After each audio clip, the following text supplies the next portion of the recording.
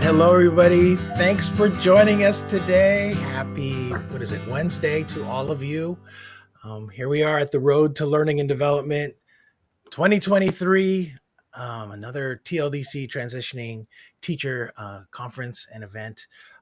Let me know you can hear me. I just want to make sure. I'm seeing that there are a ton of people in the room. So maybe if you can just type something in chat so I can see that you all are here. There you are. Thank you, Dawn.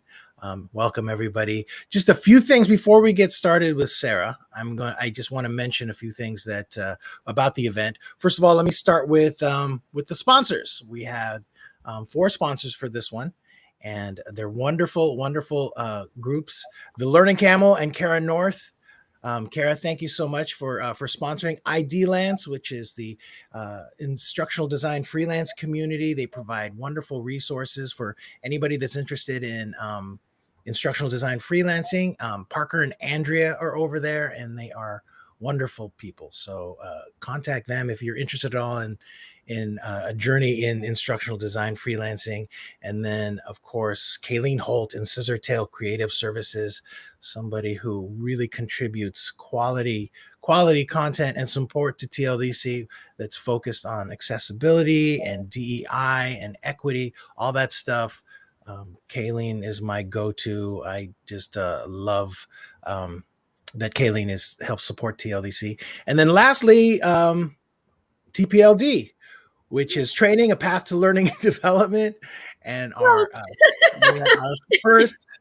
first speaker this morning, Sara, is the CLO. And let's see, I actually do have a little bio written up for you. Let's see. Oh. Sara's a CLO for TPLD, Teaching, a Path to Learning and Development. For any of you that are interested, they provide free resources for teachers that are transitioning. You can go to teachlearndev.org to find them. So after 9 years, Sara left teaching in 2020, found a position as a senior instructional designer with a major financial institution. And it was this journey that inspired Sara to start a volunteer initiative called Teaching, a Path to L&D, where they work to help teachers make the jump to instructional design by providing resources and webinars to help light the path. You'll find a lot of TPLD's volunteers over in the lounge area at the tables. I can't recommend more highly like going over there and chatting with them at the tables. And also we have Joelle and Jennifer Grimes with tables. Oh, and Kara. I just added Kara North this morning as well and a table. So those are great resources for all of you. And so make sure you jump in over there. And with that, I'm going to go ahead and hand it over to Sara, who's going to be talking about learning culture in L&D compared to education. So with that, I'm going to hide myself from the stage and let you take over, Sara. Thanks, Luis. Mm-hmm. Hello, everyone. Good morning or good afternoon or good night, depending on where you are joining in from. Would love if you could put into the chat, where you're coming in from, maybe a little blurb about your background. I see some familiar faces. Hey, Parker. Hi, Sean. I'm so excited to be able to be here with you all today and to be talking about something that I'm very passionate about. I'm going to do my best to keep my eye on the chat. Those of you who have maybe seen my speaking engagements before might know that it might take me a little bit of time to come on over there, but I know that we have a ton of really great people in the chat that can help support and answer questions. So you can also use the Q&A feature. I'm so excited to be here with you all. I see Boston, Massachusetts. My fiance, Mike, is going to be so excited to hear that. Let me tell you, he's a Bruins fan. Sorry, anybody else who's not. No judgment here, though. Toronto, Costa Rica, nice. So we have a lot of former teachers, Oh, hi, Kara. It's good to see you. And we got, just a whole, Allison's in here. Allison is the VP for Teaching a Path to L&D. So lots of really great people in the chat already who can answer questions, who are really knowledgeable about the field. So if I miss a question, I am very confident that there are some wonderful folk in the chat who can help me out. Okay. So with that being said, we're going to go ahead and get it kicked off a little bit. Just in case you have your phone handy, We do have our website, our community, which is on LinkedIn, and of course our YouTube channel. If you want to check out some of those resources Luis mentioned. Again, hi, I'm Sara Stevick. I am the founder and CLO of Teaching a Path to L&D, and we serve teachers, but we also help anybody else who wants to come into L&D and just try to support the best that we can, provide as much non-bias as possible. Like we all know how, it kind of, it's a blurry line at times. Information just about the journey, answering questions, lead you to great resources, and we do it all for free because we know what it's like. We've been there. We've been teachers, those who volunteer with Teaching a Path to L&D, are former teachers who have moved into the space. So we would love to have you come join us over there if you're not already. But yeah, enough about me. Let's get into the meat and the potatoes of what we're doing today. Okay. So agenda and objectives, these are pretty loose because I do like to keep it conversational. I hope you guys are here for a conversation. Y'all here for a conversation?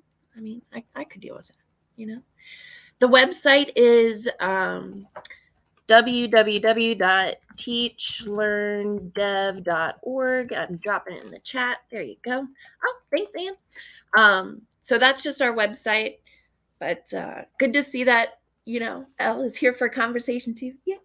So objectives and agenda. First off, we're going to start talking about the impact of business acumen on design decisions and learning culture. So, coming in from teaching, business acumen is not something where we bring up that term a lot, right? We're not like, oh, yes, business acumen in the education world.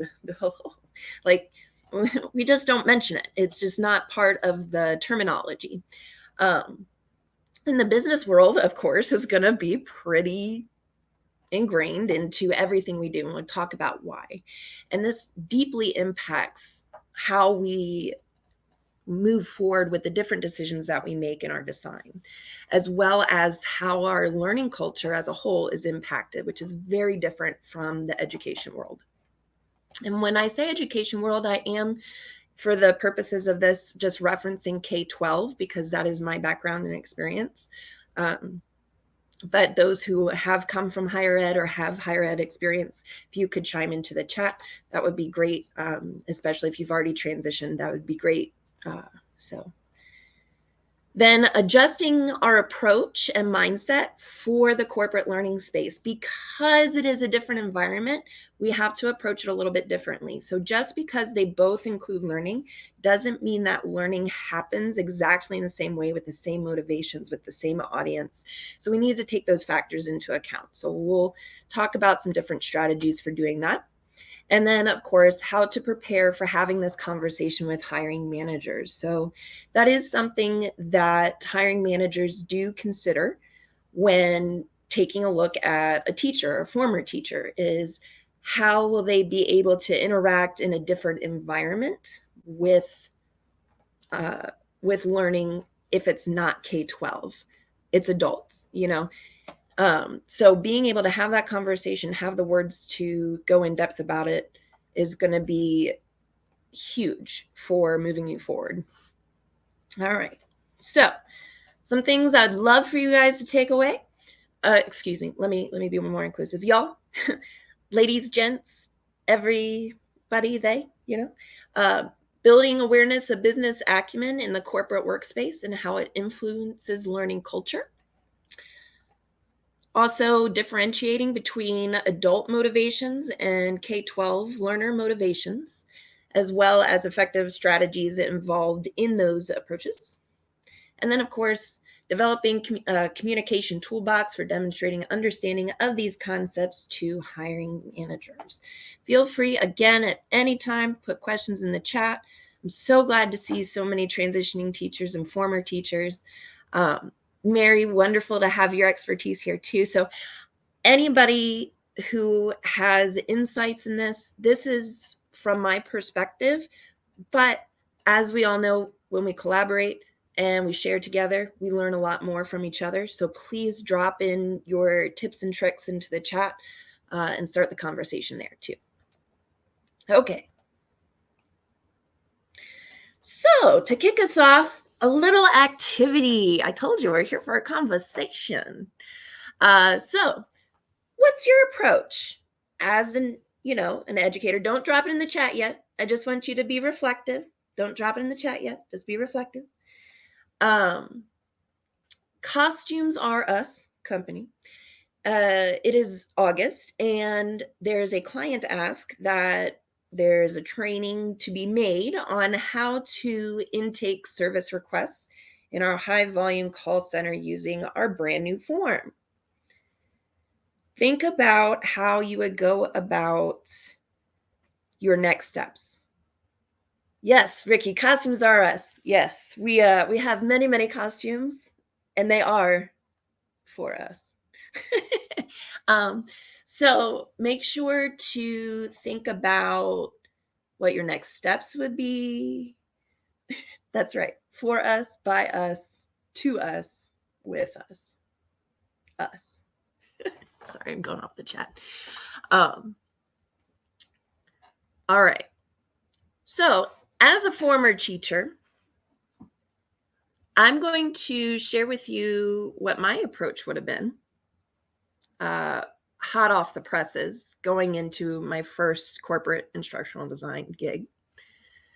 My approach would have been, oh, of course, why don't we go ahead? We could do an e-learning, or we could do an instructor-led course real quick where we can go through the different forms, and we'll take them off the queue. A queue, by the way, is the phone line. So customer service reps to get incoming calls and whatnot. We'll take them off the queue, and we'll give them this training. And then we'll have a nice practice opportunity. It'll take maybe like an hour.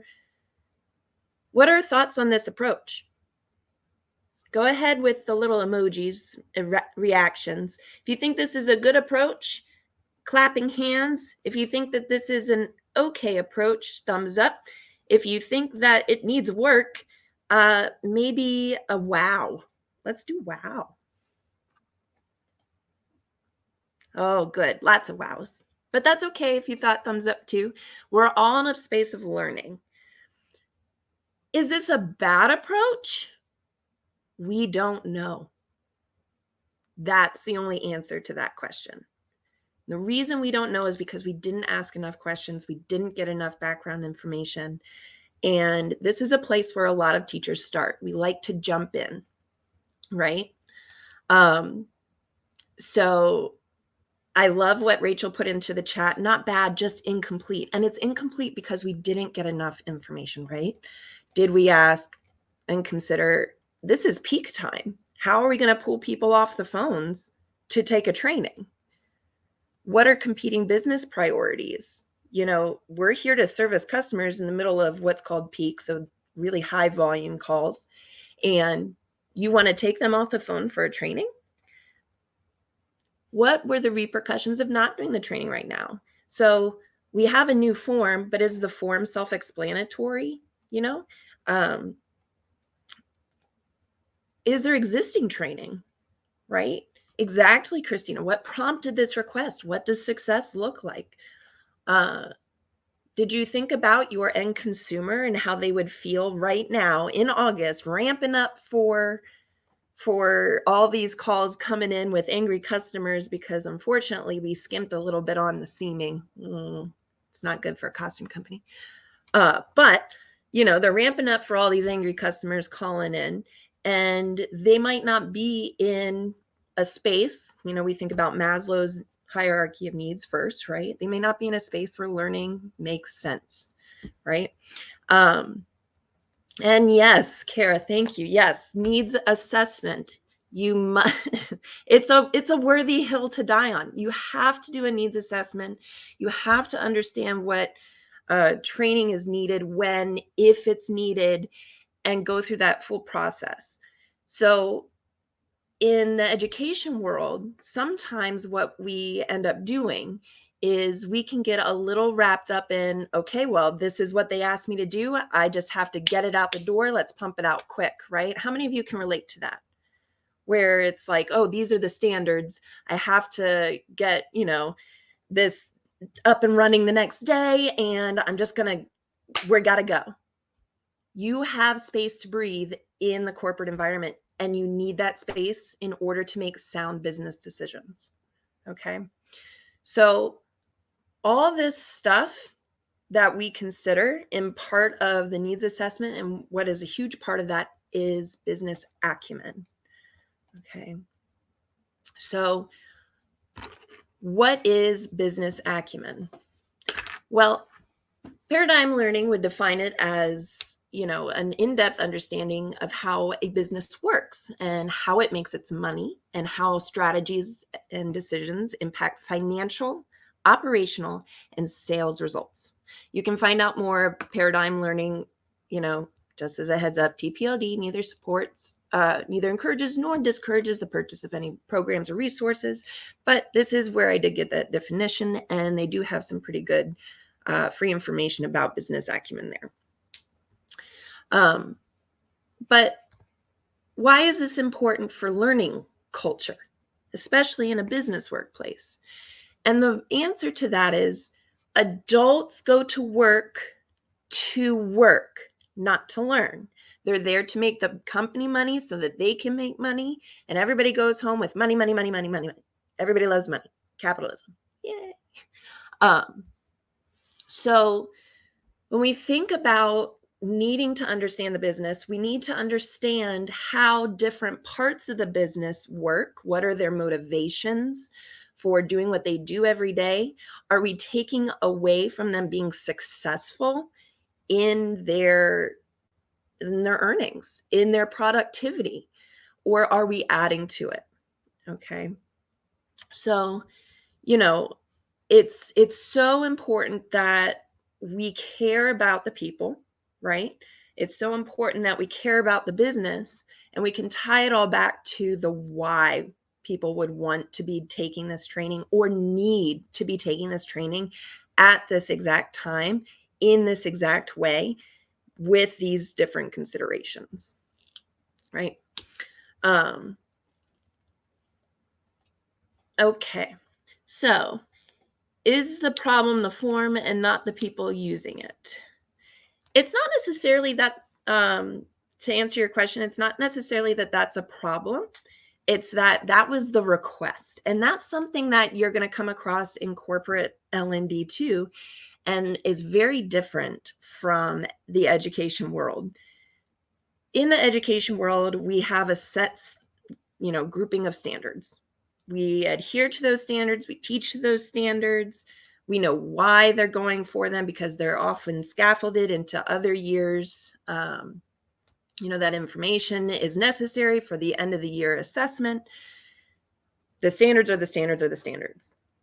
When you're in the corporate learning space, you're going to get requests from different viewpoints of the business. So different people within the business are going to understand the business acumen slightly differently because of how their specific roles are going to impact the business, how it's going to impact the ROI, right? The return on investment, that bottom dollar. As a learning professional, you really need to understand both your business acumen as far as where you sit within the business and how you bring ROI, and also that of your end consumers and anybody else who has interactions with them. So it's all very much so intertwined and needs to be accounted for in order to make sound proposals from a learning perspective. Now, why is this important? If it doesn't help someone do better at their job to increase the ROI, training initiatives actually hurt the business and they reflect poorly on the L&D department. Okay, so what are some things that we don't really care for about training? What makes training painful? Put it into the chat. Think about those trainings that you've sat through as a professional that you were like, please let it end, right? It's boring, that it can't fix accountability, when it feels like a waste of time, when it doesn't relate to you, it's not interactive, it takes too long, it's an info dump, it's lecture, redundancy, blah, blah, blah, blah, blah, stuff you already know, it's irrelevant. Okay, these are wonderful. Now let's pause it. Why do these things bother you as a professional? Why do these types of trainings and pain points really bother you? Okay, I'm an adult, so maybe you don't feel like you're being educated at the level that you have background information. Waste precious time. It takes time away from what you need to do. It's depleting of energy, right? Your time is important because your time is money, and your time is everything. It's valuable. Results matter. You are accountable for your results. And if you have less results because you're sitting in a training that's a waste of time, ergo, you're not getting those results that you want or need. So that's why it's frustrating. And yes, need to be working. Can't use this information right away, right? Not having the skills could hurt the organization, yes. But that doesn't mean that every training and everything in every training is necessary at every moment of the day, right? So those are things to think about. And how we deliver those. So for instance, let's think back to our example, right? We have a new form. Is that something a job aide probably could have satisfied? We send out 2 managers who meet with their teams every day, right? We could send that out and say, hey, make sure you cover this real quick before they go into it. Make sure you cover it every day for the next 5 days. Does it need a formal training where we take them off cue for an hour to like drill in a form? Debatable, right? What is the need driving it? Is the timing appropriate? Did we think about change management, right? It needs to be, yes, Rachel, very, very clearly stated. What's in it for me? Why am I here? How does this help the business? How will this help me do my job better to make more money? Okay. All right. So, thinking about all of this, what are some things that as educators coming into the space we can prepare a little bit better for? Because again, a lot of times educators are coming from, and this is not always, but a lot of times, educators are coming from the space of, I know my standards and exactly what needs to be taught. I'm going to do a brief needs assessment at the beginning of the year or the beginning of the unit to see what they already know, where their gaps are for those end goals. But what we don't have in education really is we don't have that same aspect of other adults coming in and requesting things that may or may not align to those standards. In the business world, we call those OKRs, or objective key results, or KPIs, key performance indicators. We just don't have that. And we have to make decisions rather quickly. So it's important. Yes, Christina, we're going to jump right into that in our next slide, to educate yourself about the business and its priorities. So how do you tie all this together? Right? So when you're designing in the corporate space, when you go to this, your very first instructional design job, or even if you're a corporate trainer or you're going into another aspect of L&D, keeping these in the back of your mind can help navigate some conversations that will probably come up. Never assume. We always want to ask why. We want to ask for more context and understanding to make sure we're making the most out of the time that you get for the learning. Again, every learning that you make contributes to the overall learning culture, right? If they have a poor experience and they feel like a training was a waste of time, they're therefore going to think their next training is going to be a waste of time, because we're going to use that, reference point. So If they don't trust you, how can they learn from you? If they don't feel like you're understanding where they're coming from in a business sense, why should they take the time to understand where you're coming from in a business sense? So really think about why. You won't know all the aspects to a business. And so a little trick that I use, and would love to hear other tips and tricks in the chat, is every time I want to go suggest something, I'll be like, oh, I have an idea. Instead, I want to ask a question. I want to know a little bit more, and I'll ask that question about my idea. So that's just to slow me down and make sure I'm understanding. Another really great way to understand is to repeat your understanding back and ask, is that correct? So what I'm hearing is you want X, Y, and Z, and you want it like this because of X, Y, and Z, and you should have already asked why, right? Is that correct? That gives you time to process. Applying backwards design is absolutely applicable in the corporate space, and we need to really apply it here. Backwards design kind of bleeds into a lot of different learning methodologies and theories. So when you hear the ADDIE approach or the SAM approach, these are kind of like the perfect lesson plan. Yes, there is a model for it, but they need to flex with the need.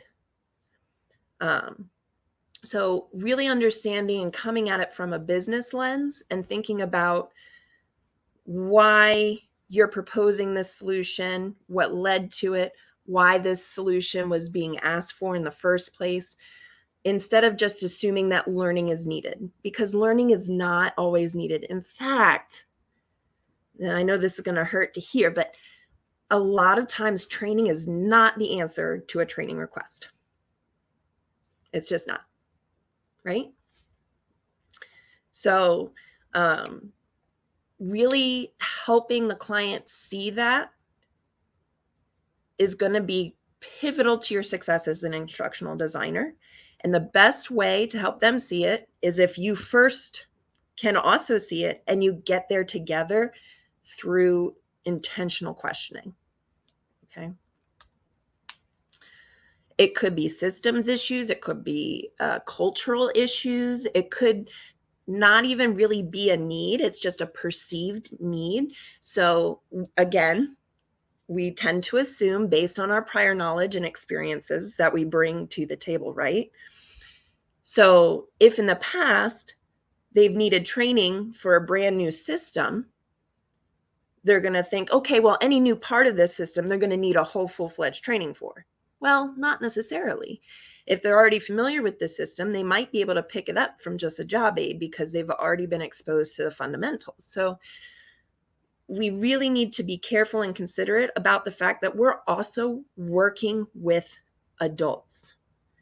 The clients coming to us, they have this request in their mind because of their understanding of the business. They're using their business acumen to come to you with the request. So as a teacher, sometimes we can, because of our press for time, because of our experience with the education world and who we typically interact with, which is children, we can be a little dominating in that space and think that we know what's needed next without working as collaboratively, because we don't need to work as collaboratively in the classroom space. In your classroom, you're in charge. You're responsible for all of these kiddos getting across the finish line with these results, right? In the corporate space, it's not all on you. And that needs to be remembered. Research what's been done. This is really, really important, okay? So when we talk about requests, sometimes there's training already in existence. that you can build off of, or maybe just do a refresher. Thinking about what channels of communication are already going out. Could this go out in the monthly newsletter, or does it have to be a separate thing? Oh, they've already had a training on bloodborne pathogens. How many of y'all have sat through that one? If anybody's, I feel like I could recite that thing word for word, still after all these years.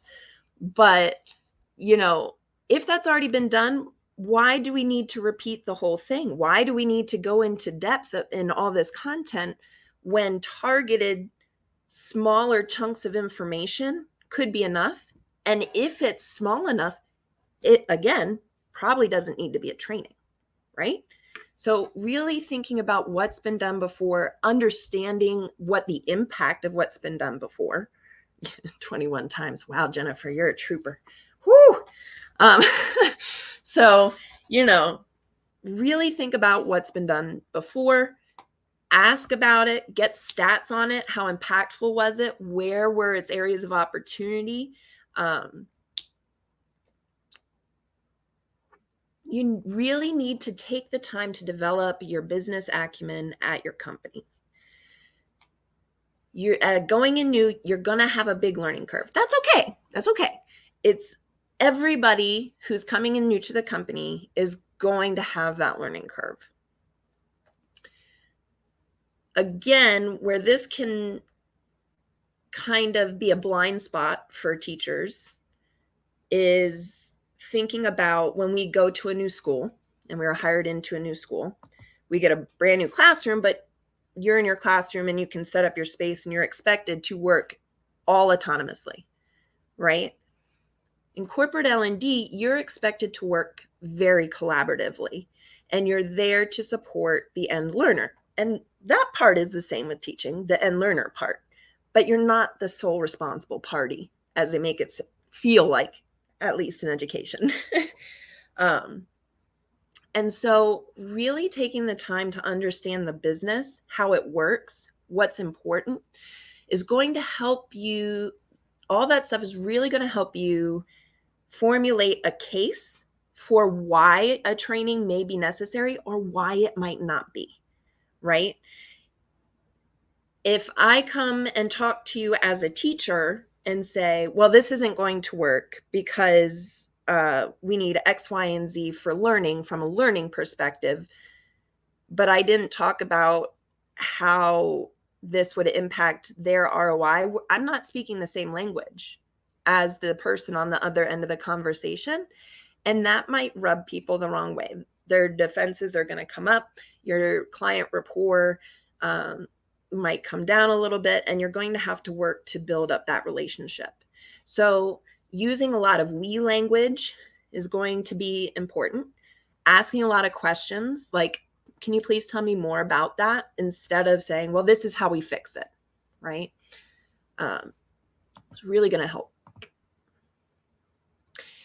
Investigate the current learning culture and climate. Every single company has a current learning culture. That doesn't mean it's a positive learning culture, but they have a learning culture. And what this means is that sometimes it's going to be, oh, we love to learn. Everybody comes in training and they're like, we know it's going to be a good use of our time, so we're excited to be here. We have the space to learn. Other times it's, we don't have time to learn. Trainings in the past have not been, a good use of my time. I didn't walk away with the skills that I needed. What they taught me in training wasn't practical in application. And so I don't trust the training department. It's important to understand what you're walking into before you're making any type of suggestions on how to change anything, right?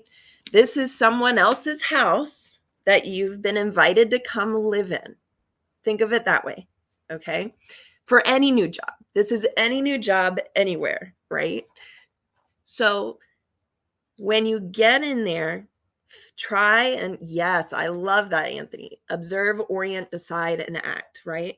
So really understanding what you're walking into and assimilating to that before you try and change anything. Be respectful of what's in place, because 10 to 1, there's a reason why those things are done that way.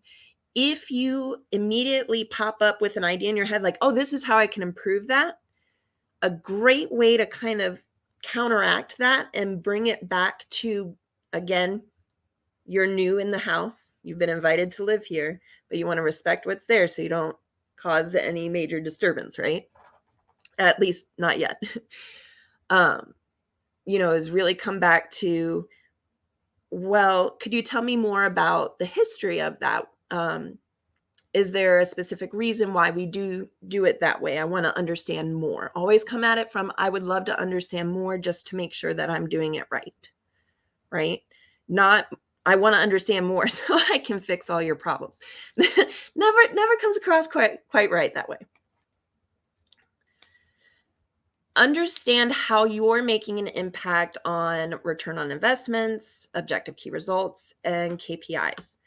If what you're doing you can't tie it back to a specific ROI, OKR, KPI, you should not be doing it, because that will hurt the business.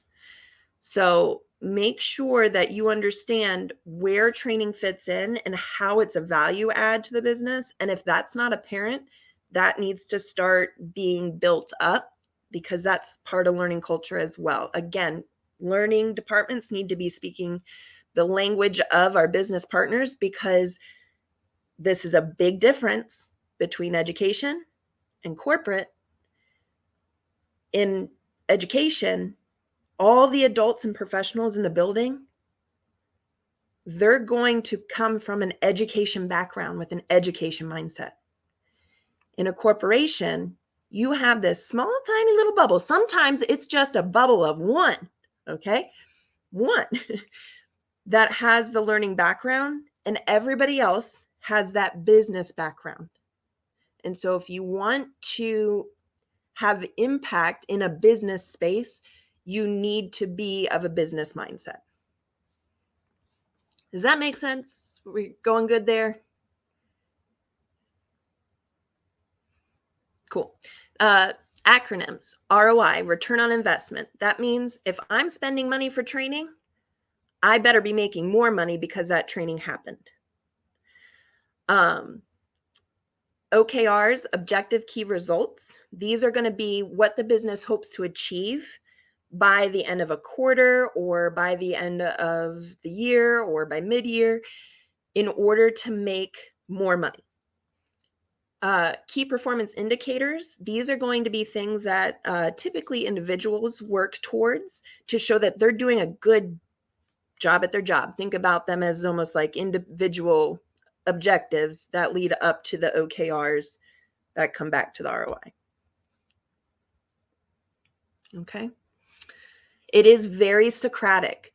So we're moving from this place in education of isolation to a place of collaboration with other adults. And we need to be mindful of their adults. We're working as partners. What we say does not always go. In fact, unfortunately, oftentimes with learning and development teams, it's a kind of a tough win. You have to really work on your marketing skills there. Okay. Yes, absolutely. Sometimes ROI can mean saving money, reducing risk through safety training. ROI is just getting more bang for your buck, whether it's saving money or earning money. All the same thing. Bottom line, you make more money at the end of the year. Okay. Again, if it ignores business acumen, don't include it in your training. That's when we start to feel like in trainings, you're like, I'm an adult. Why are you sitting here telling me something that I already know? You have to understand your end audience. And when you're making design decisions and you're helping your clients to get to also being considering your end users, It's important that you take them along for the journey through questioning, through conversations, and giving tangible real world examples. Okay. This is probably one of the biggest things I want to mention is save disruption for the right time and place, and consider change management. Just because a change is needed doesn't mean we're ready for change, and it doesn't mean that it's needed right now. Coming into a space can be very challenging. I will say my very first year as an instructional designer, I loved it. I was in a very supportive environment. But I learned a lot about how to communicate with my peers. I made mistakes, and everyone will make mistakes. That's how we learn. That's how we learn best, actually, as we all know, right? But I did assume a lot, and I did want to make changes and put all these things in place because I had all these big ideas and all this great stuff.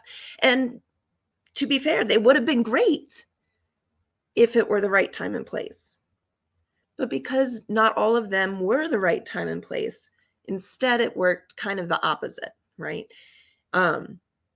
There were times where I had to repair rapport because I had ruffled feathers, because I was a little bit too aggressive in my approach and advocating too much for something that the hill wasn't worth dying on, right? The hill was not worth dying on.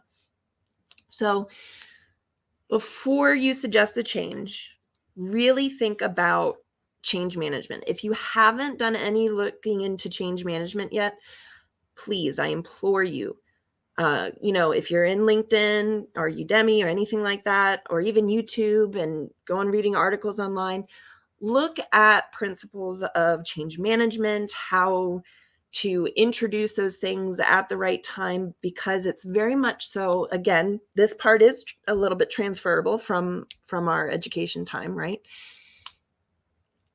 Kids and adults, people in general are resistant to change if it's too quick, if the environment's not right, if it's just uncomfortable. How uncomfortable are you making people? Because that's going to set the tone and the stage for your working environment and how much impact and influence you're going to be able to build.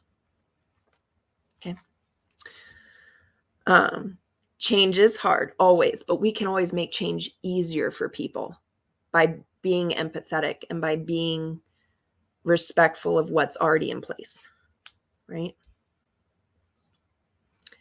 That's exactly right, Matt. The people in the org may see the need for change. In fact, the people who hire you might be like, we need to change, we need to change, we need to change. And then you're like, oh, well, this is how we'll change it. And they'll come back with, oh, no, we can't do all that.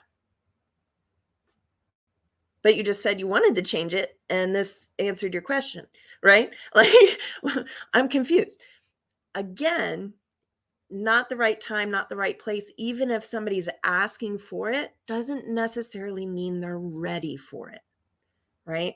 Baby steps, understanding, empathy, take time to invest in your end audience, and you will see that return tenfold. Okay. Yes, Jennifer, how many other changes are people already being asked to make? Is this adding to that? This all comes back to understanding the business acumen as well. Understanding at any given time what work pressures. Is it review time? Is it there are certain benchmarks that they have to hit by the end of a quarter, and you're asking them to take a training 2 days before they have a huge report due, right? Like, really thinking and understanding about everything that's going on in the environment for your learners and for your clients is going to be huge. Okay. Understand adult learning theory and motivations. Okay. You're going to be asked in an interview, probably all your interviews, you've only worked with children. How can you apply that to adults? You have worked with adults. It is in a different capacity, but we've talked about a lot today that you could bring up and say, hey, I'm aware of X, Y, and Z. Here are the questions and approaches that I'm going to use in order to counteract that. And I welcome additional supports and recommendations from my new team, from my new manager, in order to make sure that I am coming in to this company in this position, thinking about how I can best work and collaborate and contribute to this team, right? And you're right. It's often not followed. I do see in the chat, change is being asked, even though, you know, we're very good at not practicing what we preach. It's the curse of a of a lot of people. I'm not even just going to say learning professionals, because it's all out there, right? So if you haven't already taken a course on adult learning theory, definitely check that out. This might be an unpopular opinion. Yes, humans gonna human. That's right. It's so true. This might be an unpopular opinion, but I do think that at the base of learning, we all learn the same. Adults, kids, we learn through hands-on experience. We learn from watching others do it. We learn from making mistakes. We all learn the same. Good universal design. But we all have different motivations for learning. Okay, we all have different environments that we're learning in. These are the factors that change, and these are the factors that need to be taken into consideration, amongst others. Existing prior knowledge, what we're doing as far as how are we reducing our cognitive load by depending on what we've already acquired through a skill set. Is it worth changing a skill set?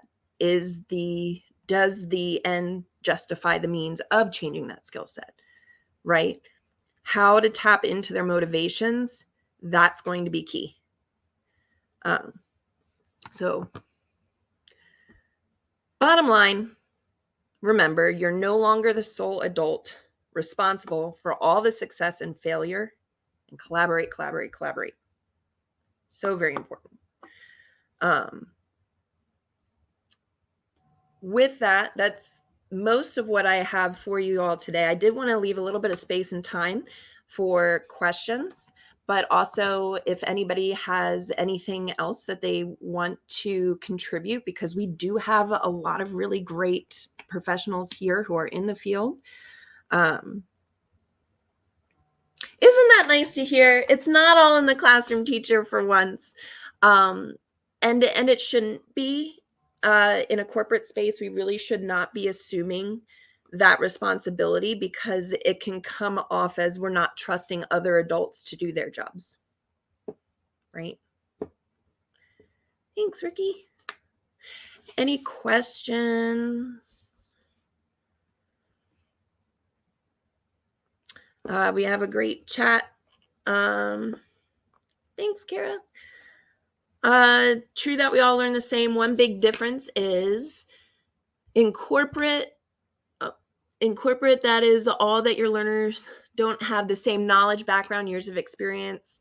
A class of third graders, pretty much the same. It depends. I think we always need to think about the outliers and where we can all find common ground, because there's no way to design for each person. But how can we do little tips and tricks to help personalize that learning? So for instance, in e-learning, maybe have different branching scenarios based on a series of questions they answered in the beginning.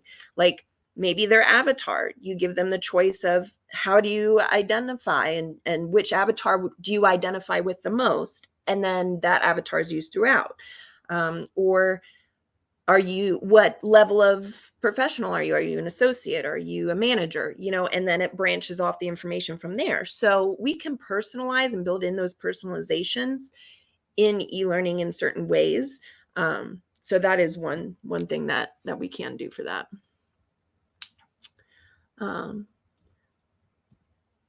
Thank you all for the lovely sharing in the chat. And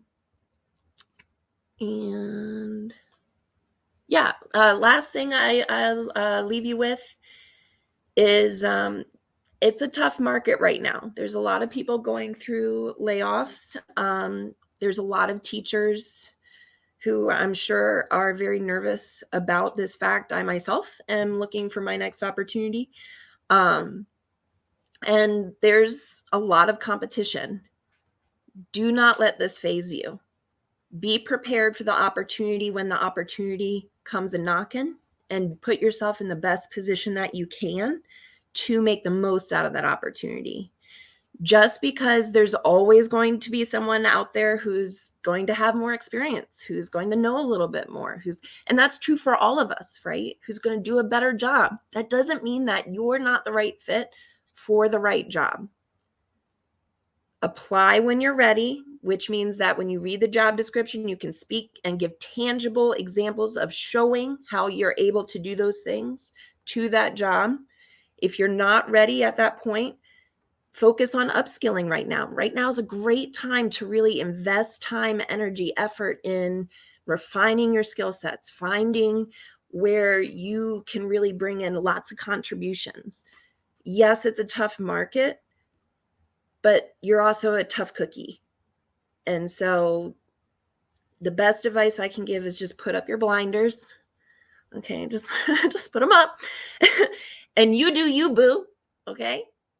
You do you. And I know it feels like you'll be stuck in a place forever. There's a lot of extenuating circumstances. Try and leave that on the outside so that your Maslow's needs are met for your learning. There is a question: are there key traits that you find make or break a new idea in the market? I cannot teach someone how to learn or be open to a new experience or have a growth mindset. Anything, a lot of other things can be taught, but a mindset and how open you are to change, that's going to depend on the individuals. So the biggest hurdle that I see in new IDs coming into the field from another profession is the mindset of still being stuck in the old profession. So for example, I'm a teacher, but I could be any of these things. Just give me a chance, instead of I am going to be this thing because I have these experiences in this previous thing, and I've upskilled here, and I'm ready to learn whatever you throw at me. And here's how I know I'm ready to learn. Yes, Jennifer. Oh, preach, girlfriend. Know when to log off LinkedIn. LinkedIn is a wonderful tool. It is also a rabbit hole of doom and destruction if you scroll long enough. So I'm just, like, find and follow people who are motivational to you, who add to your journey, who have valuable things in your mind to say, and set time limits. Put boundaries around your job hunt. It's exhausting. Trust me, I'm in it right now. I know it sucks. But give yourself boundaries because you deserve them. You're a human. You're an adult. And you're valuable. And your time is valuable. And sometimes we get really sucked into this, again, this kind of like the cesspool of doom and destruction, and everybody and their mom's laid off, and you're like, oh my God, I'm never going to find a job. And I just, and then you just dive into the Ben and Jerry's, and it's just, it's just all downhill, or, horizontal on the couch from there, Hey, Sarah, I got a relevant question that I can show on stage from Debbie. Can you respond to this one? The question is it a disservice to aspiring ideas when some claim this is a recession-proof career with the actual contraction in the market as of late and the additional layoffs announced today? Trying to wade through mixed messages. Oh, wow. What a loaded question. Great question. Look, that's going to be a time when you need to log off LinkedIn. You're going to get a lot of mixed messages. You're going to get a lot of marketing messages. If anybody promises you anything, run for the hills. Kara North, actually, I know she's in here.